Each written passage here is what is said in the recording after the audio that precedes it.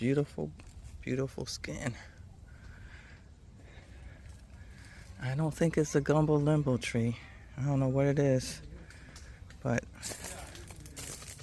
the skin, this looks like tan skin. And gumbo limbo tree, I think, is supposed to look like tan skin.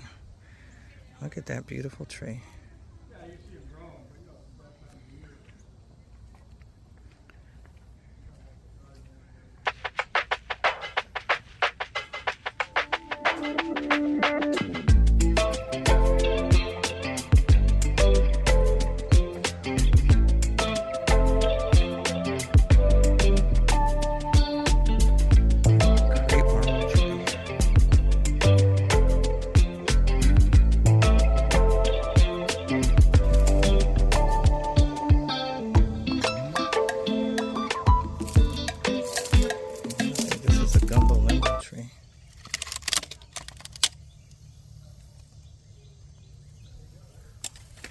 It's a gumbo limbo tree.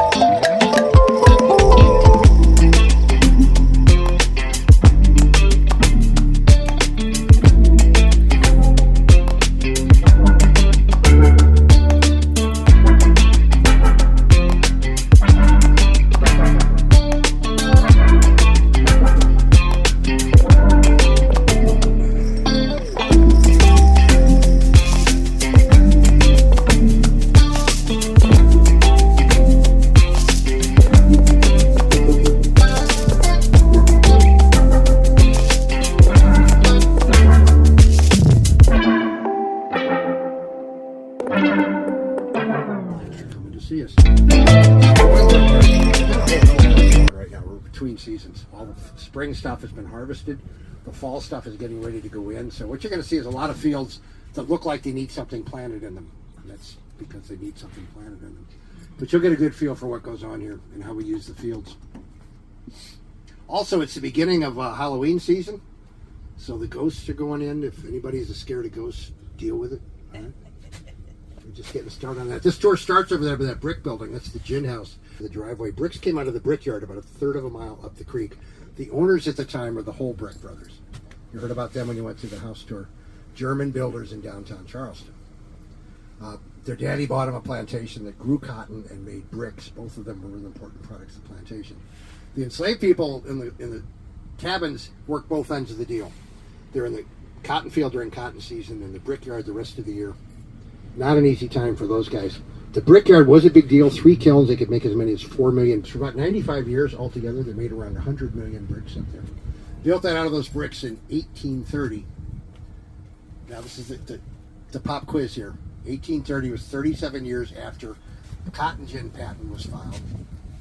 Cotton gin patent was filed by who? Eli Whitney. Good for you. I wish we could get money for that, John. Yeah. Well, see, if nobody knows the answer to that, the ride's over. We empty the car. And Andrew and I go get some beers. We had a kid on here last August, just a year ago, who was convinced it was Eli Manning. Whitney's cotton gin's a box, about like yay big with a crank. All the cotton engine does is comb the seeds and the stems away from the fiber. It's a real simple machine. It's the first step of the cotton process. But it turns that worthless crop to a very viable commodity. This, of course, was built 37 years later. It was a high-tech machine. Originally mule-driven, ultimately steam-driven, was the gin for this property to neighboring properties from 1830 till they shut it down in 1880. They shut it down in 1880 when they got out of the cotton business. Couldn't make money anymore growing cotton. You're growing cotton the old-fashioned way, picking it by hand. Kind of landlocked into a 700-acre cotton farm here.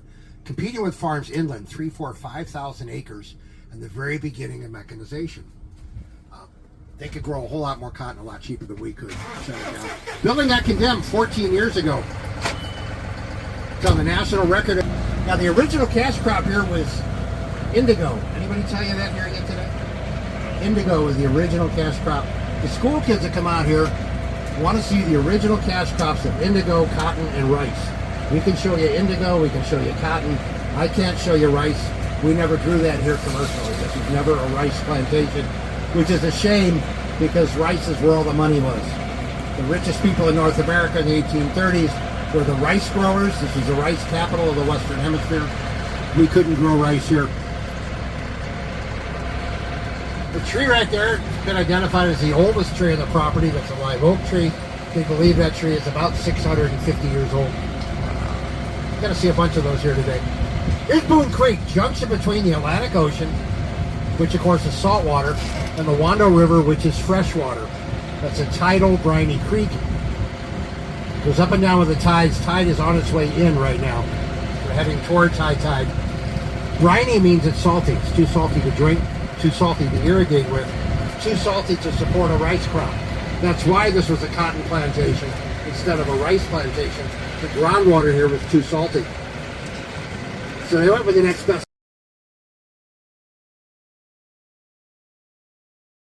In the fall these days, we have a good time. You get up the hay wagons, we load them up full of kids.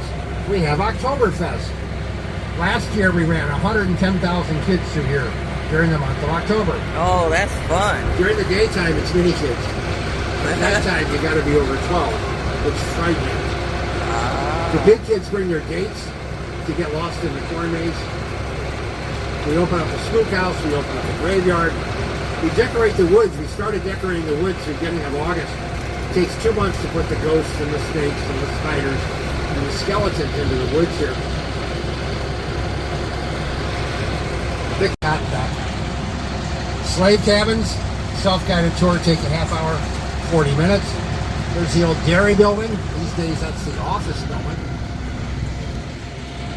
And there's some of those polo ponies with no mane.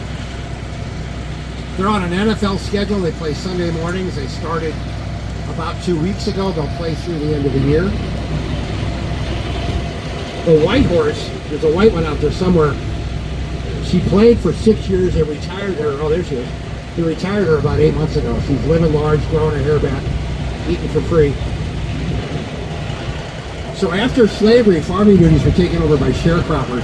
They lived in the cabins, did their business in the company's storage room there. There's 2 photographs on the wall of the farmhouse they tore down to build that thing in the 1930s. So if you want to see what the farmhouse really looked like, go look on the wall in there. Stables, that's where the horses live. Butterfly Cafe, good food.